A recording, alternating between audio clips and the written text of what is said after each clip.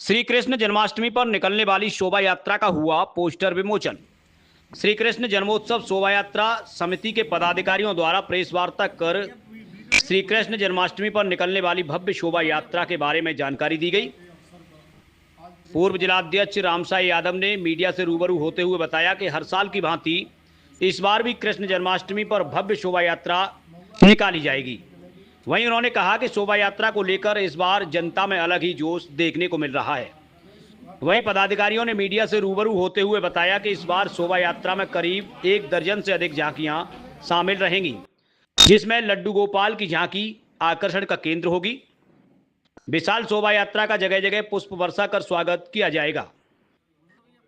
इस बार की शोभा यात्रा बहुत ही दिव्य और भव्य बनाने की कोशिश की गई है। शोभा यात्रा की शुरुआत नगला सबला से होगी। वहीं श्री कृष्ण जन्मोत्सव शोभा यात्रा समिति पदाधिकारियों ने लोगों से अधिक संख्या में शोभा यात्रा में शामिल होने की अपील की है। इस दौरान मुख्य रूप से पूर्व जिलाध्यक्ष सपा रामसाई यादव, संयोजक वीरेंद्र यादव, धर्मेंद्र यादव, पप्पू यादव, राजपाल यादव, शैलेश यादव, ओमवीर यादव सहित तमाम पदाधिकारी मौजूद रहे।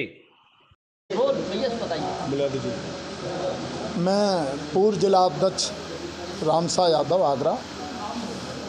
हर साल की भांति इस साल भी श्री कृष्ण शोभा यात्रा जो है, हमने जो इसका रूप रखा है, नंगला सबला चौराहे से महुआ खेड़ा होते हुए भिन्न भिन्न जगह पर जो है जाने का काम करेगी। और इस बार जनता के अंदर बड़ा जोश है और जनता बड़े प्रेम से इस बार शोभा यात्रा का जगह जगह स्वागत होगा। जो शोभा यात्रा में अतिथि लोग आएंगे उनका भी जो है जगह जगह स्वागत करने का काम जो है लोग करेंगे।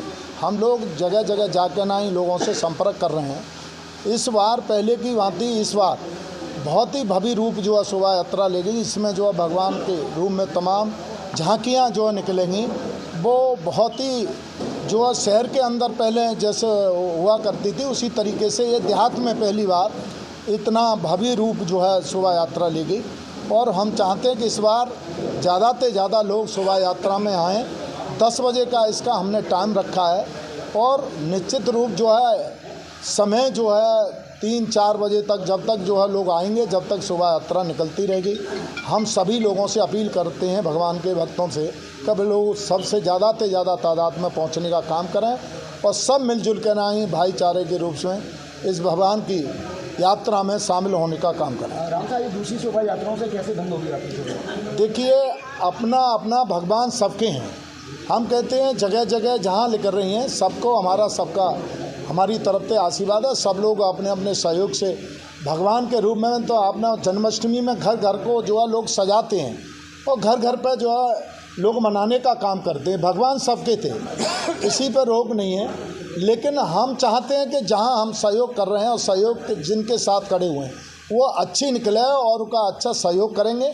सब लोग मिलकर ना इस बार बहुत अच्छा जो तो झांकियाँ कितनी होंगी? झांकियाँ करीब मुझे लग रहा है कि 20 के करीब हो सकती हैं। जिन लोगों ने आश्वासन दिया है कि हम लोग अपनी लेके आएंगे, कोई किसी के रूप में लेके आएगा, तो इसलिए लग रहा है 20 रथ और कभी 100 इसमें ट्रैक्टर जो है झांकियाँ में होंगे किसानों के।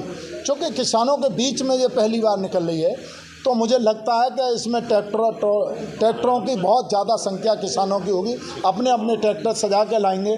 झांकियाँ भी कम से कम 20-25 होंगी जो शहर के अंदर थे भिन्न भिन्न जगह से आने के काम कर रहे हैं। जो भगवान के भक्त हैं वो अभी से लगे हुए हैं और पूरे हमारे लोग संपर्क में हैं, हमारे अध्यक्ष के संपर्क में हैं, पूरी कमेटी के संपर्क में हैं। और मैं कहता हूँ पूरी कमेटी हमारी सब मन से इस बार काम कर रही है और सब जोर शोर से लगे हुए हैं। अध्यक्ष, कृष्ण शोभा यात्रा, ये कृष्ण जन्मोत्सव शोभा यात्रा हमारे कब होगा, किस तरीके का होगा और कितने लोगों के आने की संभावना है? पिछले गत वर्ष की भांति इस वर्ष भी श्री कृष्ण जन्मोत्सव शोभा यात्रा बड़े धूमधाम से मनाई जा रही है। ये शोभा यात्रा ये इधर जो 10 गाँव हैं उन 10 गाँव से होकर गुजरेगी और शोभा यात्रा के अंदर दर्जनों ऐसी झांकियाँ, जो आकर्षक झांकियाँ भगवान श्री कृष्ण के स्वरूप के रूप में, कई तरह के उनके स्वरूप होंगे, कई तरह की उनकी आकर्षक झांकियाँ होंगी।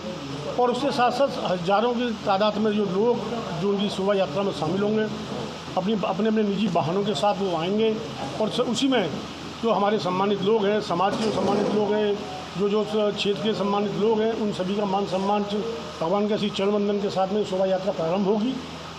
क्योंकि ये शोभा यात्रा पिछले वर्ष भी निकाली गई थी, लेकिन इस बार जनता में जोश है और इस बार ये शोभा यात्रा पहले से भी भव्य होने जा रही है और ऐसी आशा है कि आने वाले समय में ये शोभा यात्रा अपना कहीं ना कहीं एक बार विशाल रूप लेगी।